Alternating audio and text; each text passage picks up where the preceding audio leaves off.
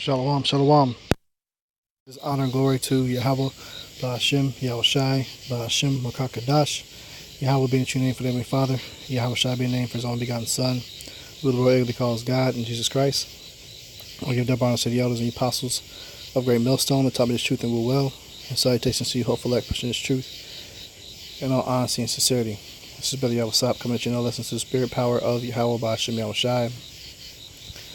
This lesson is going to be going into basically a little bit through the spirit as far as what you can expect to experience when you're in the truth. And a lot of people that are coming into this thing don't know this, but you need to be grounded within your spirit and build yourself up to be willing to be able to go through this, because this is something that that if you're not truly sincere in this thing, it can throw you off guard.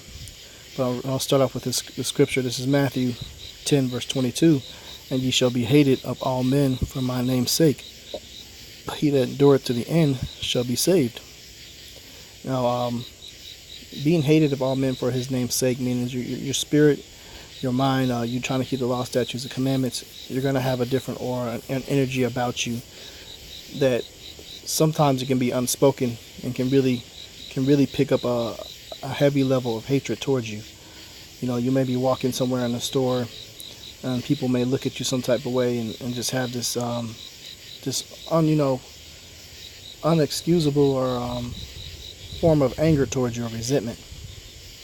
Okay, for one thing, sometimes they actually know what you do as far as teaching this word. You know, once you go out to the highways and hedges, you put your face out there, you start making your calling legend soar. You know, people begin to see. You'd be surprised who's actually watching. You know, so there's going to be a heavy level of hatred. And one of the places that you won't expect to get hatred from is, I'll read the precept for it. Matthew 10 and 36. And a man's foes shall be they of his own household.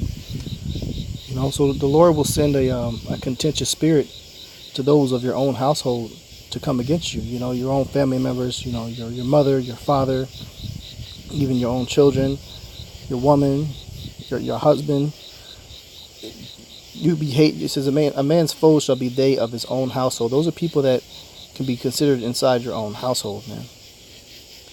You know, and you have to be wise to understand and see when that begins to happen, to know that it's another sign of the end times. And really, you have to be built up, to be grounded. That when it comes down to it, you know, when Jacob's trouble hits, a lot of people that you think that are going to have your back really won't, man.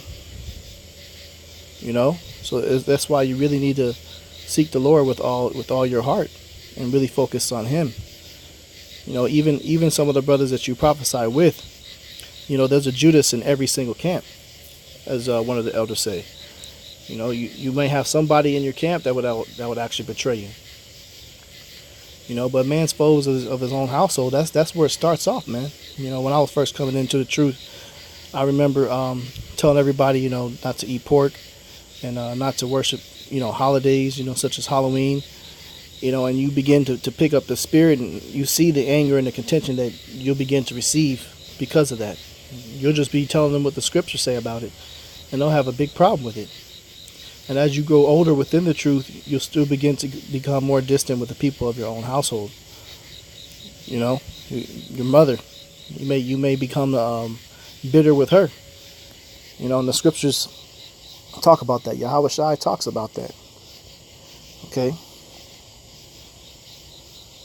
we can grab that out.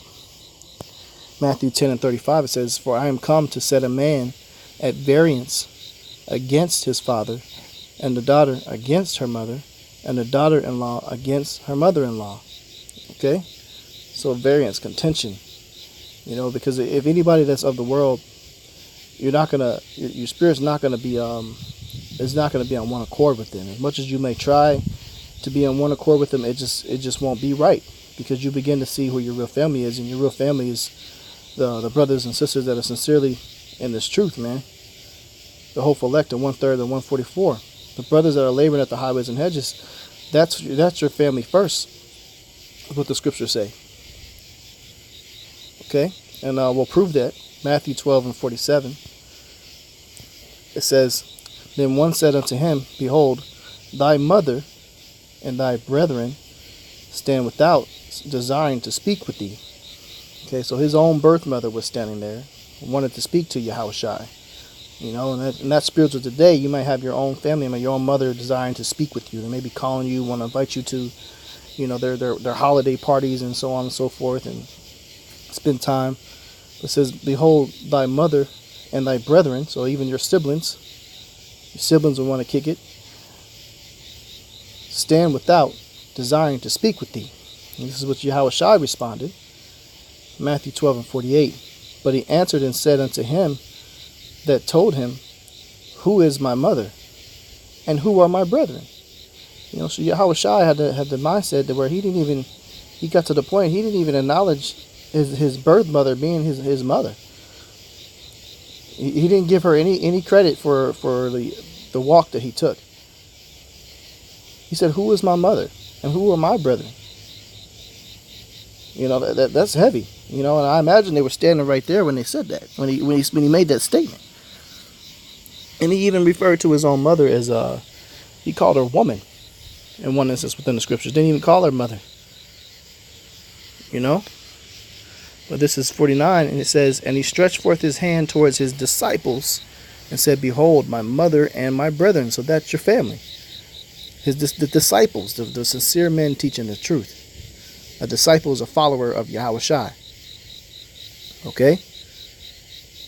That's first and foremost the brothers that's teaching and laboring. Now you do have, you know, women that's sincere within the truth, but those ones that count are only the ones that are disciples, and really the immediate ones would be the elder women that may support the camp, or you may have a wife that may be sincerely in the truth. You know, it has to be a disciple to be considered family. So if they're not following the law, statutes, commandments to their best ability, they're not concerned with the Lord, and they're only concerned with the world, and they're constantly, you know, at ends with you, you know, they're not really disciples. So that's not really your brethren. Okay? Verse 50 says, for whosoever shall do the will of my Father, which is in heaven, the same is my brother and sister and mother. So only those that is doing the true will of Yahweh B'Shem Yahushai are counted as being your brother, your sister, your mother. They're not doing the will. They're not making an effort to do the will. They're not considered your family. And if you're not careful, you will have to learn this the hard way, man. And you don't want to go down that route. You don't want to have to learn this the hard way to try to think that you can still keep it, you know, peaceful with family members. You know, not just family members, whoever's living directly in your household, man. Okay?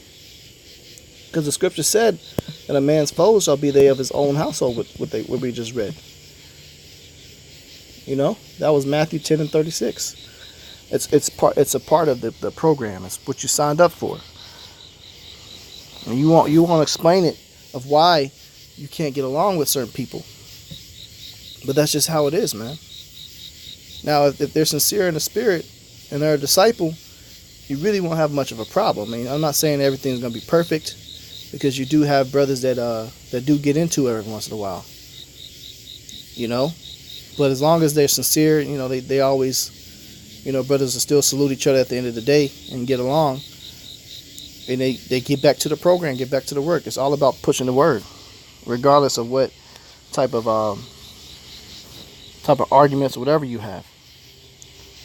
This is Luke 14:26. It says, if any man come to me and hate not his father and mother and wife and children and brethren and sisters, yea, and his own life also, he cannot be my disciple. That's deep, man. The Lord is telling you, you got to hate all these people. It says hate. You know, and why is that? Because the people that are just listed, if they're not following what we read in Matthew, the 12th chapter, and verse 50, if they're not doing the will, then none of these people that is on this list are really for you. And your father, if they're not a disciple, they're not really your father. Your mother, if she's not really a disciple, she's not your mother. Your wife, if she's not really a disciple, she's not your wife. Your children, if they aren't disciples, they're not your children. Your brethren, your blood brothers, your blood brothers, if they're not disciples, they're not your brethren. Your sisters, if they're not disciples, they're not your brethren. Okay? Hate goes into love less. Also goes into despise. Because everything is all vanity and vexation of spirit within this world. Things that they do and say, can greatly offend you and cause you to have that despise towards them. So it's a part of the program to be in the spirit. And we don't want to be that way as far as, your carnal mindset, the way you think. But the reality of it is, when the scripture says you'll be hated of all men for his name's sakes, the Lord meant that, man. He meant that.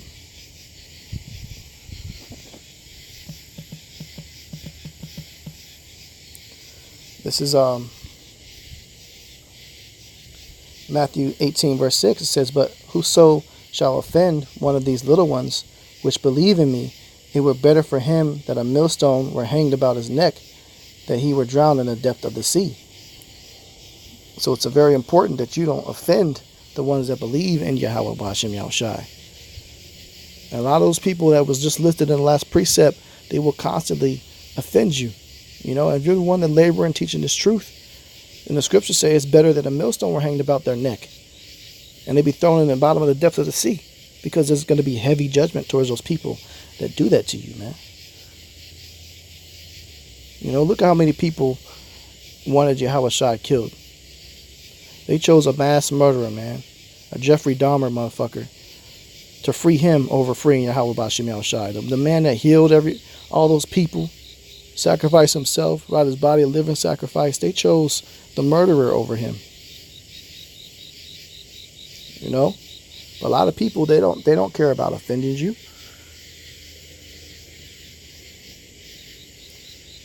When you grow deeper and you're in the truth the longer, you'll begin to see, man. This is the book of Luke, chapter 14.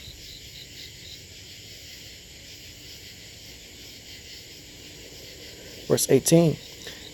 I'll start at verse 17. It says, "And sent his servant at supper time to say to them that were bidden, Come, for all things are now ready. And they all with one consent began to make excuse. The first said unto him, I have bought a piece of ground, and I must needs to go see it. I pray thee, have me excused." All right, so the Lord is basically saying the supper is symbolic of coming into the truth. The law, statutes, and commandments, man. Knowing that you're an Israelite. And what did it say? It says, and they all with one consent began to make an excuse.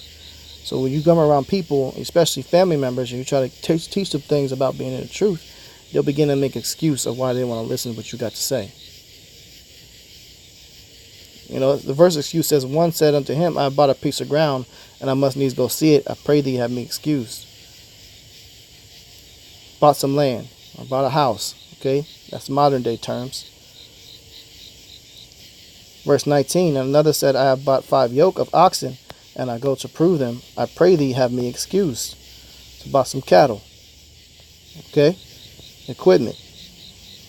Verse 20 says, "And another said, I have married a wife, and therefore I cannot come." It's the last thing you want to do is fall out the truth because you married a wife. You have to make sure if you choose to marry a wife that you stay grounded and keep teaching this word. Because we hear about it all the time. Brothers get out the truth because of a wife. It's a lot of responsibility, a lot of things to take. You have to still continue to push this word, this ministry. And you'll receive a lot of trouble in the flesh while you do so. So don't let that be an excuse. Okay? It says, "So that servant came and showed his lord these things. Then the master of the house, being angry, said unto his servant, Go out quickly into the streets and lanes of the city, and bring in hither the poor, and the maimed, and the halt, and the blind." And the servant said, "Yahweh, it is done as thou hast commanded, and yet there is room." And Yahweh said unto the servant, "Go out to the highways and hedges, and compel them to come in, that my house may be filled." So ultimately, the Lord wants to heal those that are sick, those that are hurt, wounded, those that really desire him because they want healing. And most people that are in your immediate circle don't care about that healing. Okay? And where did it say to go receive those people? At the highways and hedges, the streets, the lanes of the city, outside, not in a temple made with hands. Verse 24, it says, for I say unto you that none of those men which were bidden shall taste of my supper. So all those that make an excuse, let them keep making excuses. Let them keep making excuses if they want to get right. They want to make an excuse. They put off day to day. I'm gonna get to part of this truth later on. I'm gonna do this later on. They want to put the Lord on their time. They're not gonna taste of that supper. Okay? It says, and there went great multitudes with them, and he turned and said unto them, if any man come to me, and hate not his father and mother and wife and children and brethren and sisters, yea, his own life also, he cannot be my disciple. So there it is again, okay?